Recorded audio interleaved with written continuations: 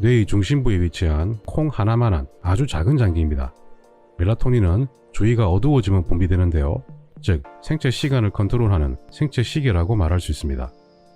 나이 15세의 송가체는 주위 뇌세포 색깔과 거의 비슷한데 51세 성인의 송가체를 보면 뭔가 하얀 점들이 보이죠.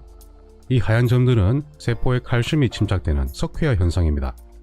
65세인 다른 분의 송가체를 보면 송가체 대부분이 석회화된 것을 확인할 수 있습니다. 이렇게 되면 호르몬 분비 기능이 많이 떨어지게 됩니다.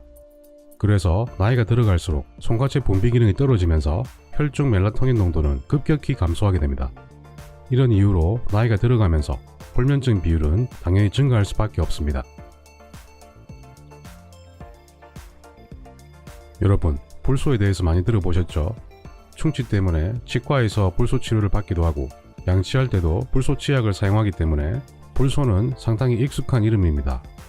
불소는 칼슘에 아주 강력한 친화력이 있기 때문에 불소가 우리 몸에 들어오면 우선 칼슘이 많은 뼈나 치아에 침착될 수 있습니다.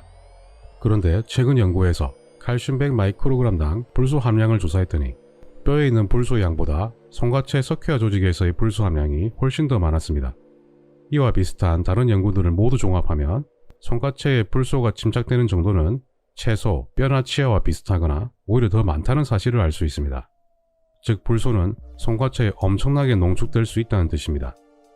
불소의 이런 특징을 이용해서 불소 방사선 동위원소를 사용한 패치티를 전이성 골 종양 등의 암 진단을 위해서 사용하기도 하는데요. 암 진단뿐만 아니라 동맥경화로 인한 혈관 석회화 병변을 진단하는 데에도 이용되고 있습니다. 이 사진을 보면 대동맥과 관상동맥의 석회화 병변에도 불소가 잘 결합하는 현상을 확인할 수 있습니다. 즉 동맥경화의 진단에도 불소가 사용되고 있다는 뜻입니다. 이처럼 불소는 석회화된 세포에 강하게 결합합니다. 게다가 불소 스스로도 조직의 석회화 반응을 강하게 자극하는 것으로 알려지고 있습니다. 즉 불소가 동맥경화의 직접적인 원인일 수도 있다는 뜻입니다. 이 그림처럼 관상동맥에 동맥경화가 심해지면 혈관벽에 칼슘이 침착되면서 석회화 현상이 뚜렷하게 나타납니다.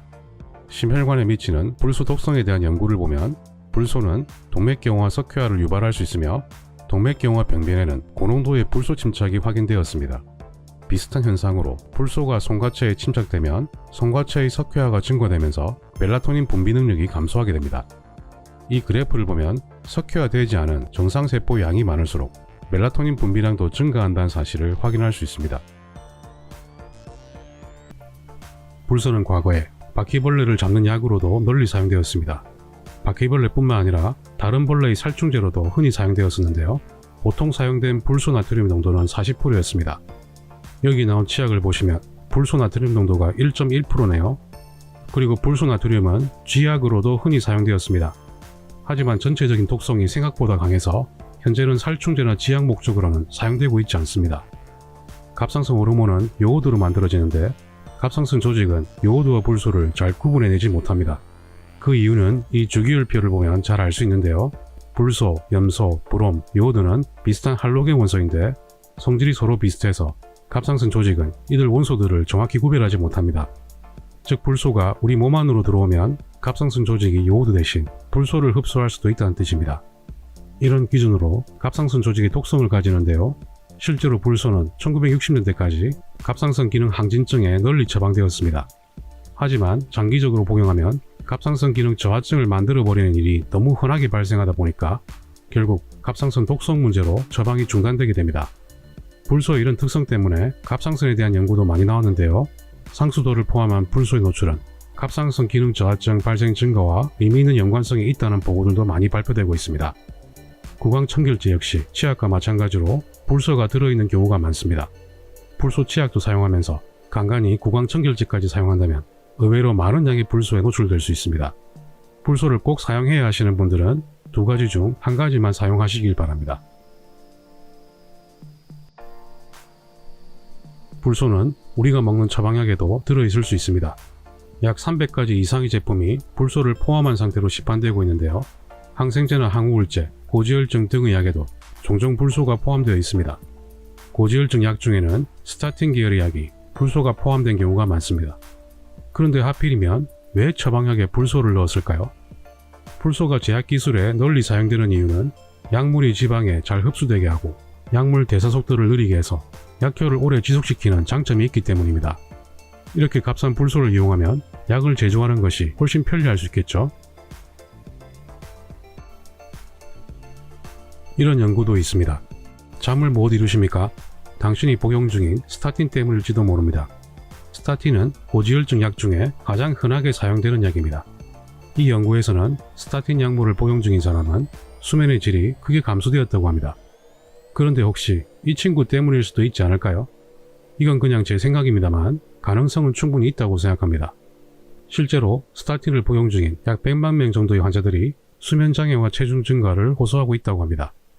이 내용에 대한 연구들은 이미 많이 나와 있습니다. 왼쪽 논문은 스타틴과 연관된 정신과 증상의 부작용인데요. 불면, 흥분, 심한 졸림, 혼돈, 환각 등이 가장 흔한 5대 증상이고 그 중에서 불면이 가장 흔했습니다. 오른쪽 연구 역시 스타틴과 연관된 수면장애인데요. 수면 개시장애와 수면 유지장애 등의 불면증이 주로 나타났다고 합니다. 특히 주목할 만한 점은 스타틴 복용자는 수면제를 같이 처방받는 경우가 훨씬 더 많았다는 점입니다. 이런 수면에 관련된 문제가 불소 때문인지 다른 원인에 의한 건지 알 수는 없지만 하나의 가능성으로 의심해 봐야 합니다. 추가적인 연구가 더 필요할 것으로 보입니다.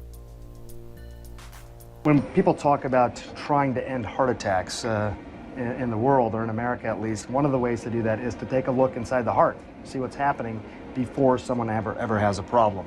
And that's what we're going to do here today. You're actually going to look for what in my heart? Yes, for calcium, which is part of the atherosclerotic process, the plaques in the heart.